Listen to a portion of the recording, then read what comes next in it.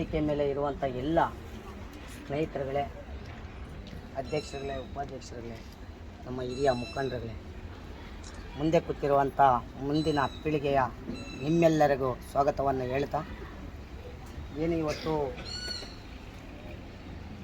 ನಮ್ಮ ಇತ್ತೀಚಿನ ದಿನಗಳಲ್ಲಿ 2010ರಿಂದ ಈಚೆಗೆ ನಡೀತಾ ಇರುವಂಥ, ವಿಶೇಷವಾಗಿ ನಮ್ಮ ಸಿ ಡಿ ಪಿ ಸರ್ ಹೇಳಿದ್ರು, ಈಗ ಅಧ್ಯಕ್ಷರುಗಳು ಹೇಳಿದ್ರು, ಈ ಅನೇಕ ಹೆಣ್ಣು ಮಕ್ಕಳಿಗೆ ರಕ್ಷಣೆ ಯಾಕಪ್ಪ ಇಲ್ಲ ಅಂದರೆ, ಇಡೀ ರಾಜ್ಯದ ಸಾವಿರಾರು ಹೆಣ್ಣು ಮಕ್ಕಳಿಗೆ ಇವತ್ತು ಈ ರಾಜ್ಯದ ಪೋಕ್ಸೋ ಕೇಸ್ ಆಗ್ಬೋದು.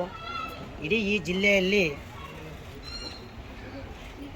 2ನೇ ಸ್ಥಾನದಲ್ಲಿದ್ದೀವಿ ಪೋಕ್ಸೋ ಕೇಸಲ್ಲಿ. ಚಿಕ್ಕಬಳ್ಳಾಪುರ ಜಿಲ್ಲೆಯಲ್ಲಿ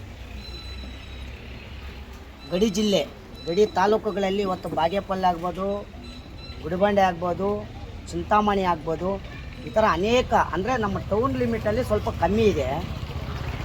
ಯಾಕಪ್ಪ ಹೆಣ್ಣು ಮಕ್ಕಳಿಗೆ ವಿಶೇಷವಾಗಿ ನಿಮಗೆ ಸರ್ಕಾರಗಳು ರಕ್ಷಣೆ ಕೊಡ್ತಾ ಇದೆ ಅಂದರೆ, ರಕ್ಷಣೆ ಕೊಟ್ಟರು ನೀವು ಬಲಿಪಶು ಆಗ್ತಾಯಿದ್ದೀರ ಅಂದರೆ, ಇದನ್ನು ಅರ್ಥಪೂರ್ವಕವಾಗಿ ತಿಳ್ಕೋಬೇಕಾಗ್ತದೆ. ಮನೆಯಲ್ಲಿ ತಂದೆ ತಾಯಿಗೆ ಗೌರವ ಕೊಡಬೇಕು, ಶಾಲೆಯಲ್ಲಿ ಗೌರವಗಳು ಕೊಡಬೇಕು. ಶಿಕ್ಷಕರ ಮನೆಗೆ ಹೋಗಮ್ಮ ಅಂತ ಹೇಳಿದಾಗ ನೆಟ್ಟಿಗೆ ಮನೆಗೆ ಹೋಗ್ಬೇಕಾಗ್ತದೆ. ಈಗ ಏನು ನೀವು ಬಾಲ ವಿವಾಹಗಳು ಯಾಕೆ ಆಗ್ತಾಯಿದೆ ಅಂದರೆ,